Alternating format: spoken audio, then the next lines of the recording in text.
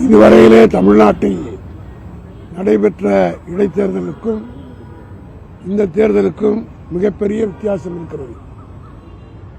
40க்கு 40 திராவிட முன்னேற்ற கழகத்தினுடைய கூட்டணி இந்தியாவிலே வேறு எந்த மாநிலத்திலும் யாரும் பெற முடியாத வெற்றியை தளபதி மு.க. ஸ்டாலினுடைய தலைமையிலான அமைக்கப்பட்ட இந்தியா கூட்டணி தமிழ்நாட்டிலே மிகப்பெரிய சரித்திரத்தை படைத்து இந்தியாவிலேயே 100க்கு 100 வெற்றி பெற்ற ஒரு அணி என்கிற பெயரை திராவிட முன்னேற்ற கழகத்துடைய தலைமையில் அமைக்கப்பட்ட இந்தியா கூட்டணி பெற்றது. அது முடிந்து ஒரு சில நாட்களுக்குள்ளாகவே இந்த இடைத்தேர்தல் அறிவிக்கப்பட்டது. இந்த தேர்தல் அறிவிக்கப்பட்டு வேட்புமனுகள் தாக்கல் செய்யப்பட்ட நாளிலிருந்தே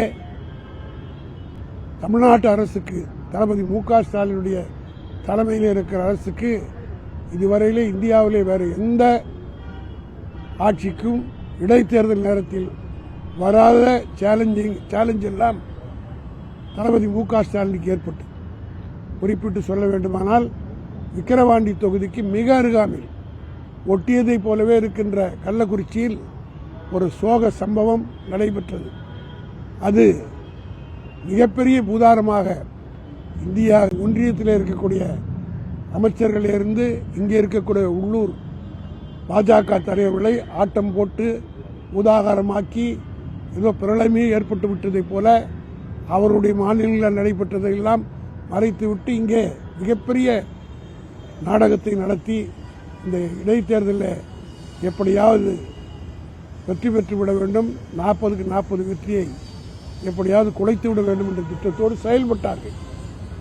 அதுபோல் தேர்தலுக்கு 2 நாட்கள் முன்பாக சென்னையிலே யாரும் எதிர்பார்க்காத அளவுக்கு ஒரு கொலை, அதற்கு அரசியல் சாயம் பூட்டப்பட்டு அதையும் அரசியலாக மிகப்பெரிய பிரச்சனையாக இந்த தேர்தலை ஆக்க முயற்சித்தார்கள்.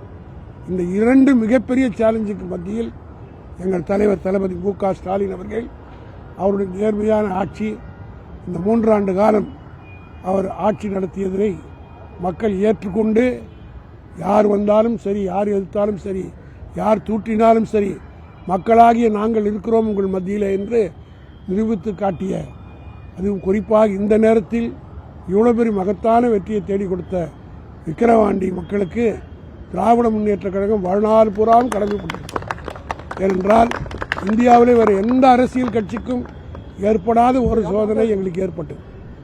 இந்த நேரத்திலே இப்படிப்பட்ட மகத்தான வெற்றியை தேடிக் கொடுத்த மக்களுக்கும் உழைத்த கட்சி தொண்டர்கள், இவ்வளவு சேலஞ்சுக்கு மத்தியிலும் திமுகவினுடைய தோழர்கள் கொஞ்சமும் சலிப்பில்லாமல் உறுதியோடு, அதாவது திமுகவுக்கு சோதனை வந்தால் தொண்டர்கள் ஆர்த்து எழுவார்கள் என்பதை இந்த தேர்தலில் நாங்கள் பார்த்தோம். தேர்தல் முடிந்து விட்டது, வெற்றி பெற்றுவோம் என்ற கழிப்பிலே போய் யாரும் உட்காரவில்லை.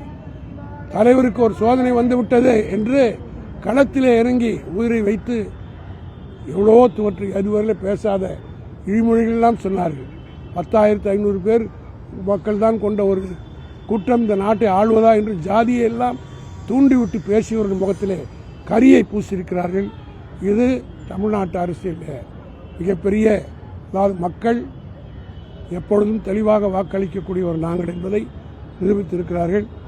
இன்னொரு வெற்றியை நம்முடைய தளபதி மு.க. ஸ்டாலின் அவர்களுக்கு கிடைத்திருக்கிறது. அதோடு மட்டுமல்ல, இந்த தேர்தலிலே திமுக கழகத்தின் சார்பில் இரவு பகலாக உழைத்து வாக்குகளை சேகரித்த எங்கள் இளைஞரணியினுடைய செயலாளர் உதயநிதி ஸ்டாலின் அவர் அரசியலில் கால் வச்ச நாளிலிருந்து எல்லாம் எங்களுக்கு வெற்றி மேல் வெற்றி.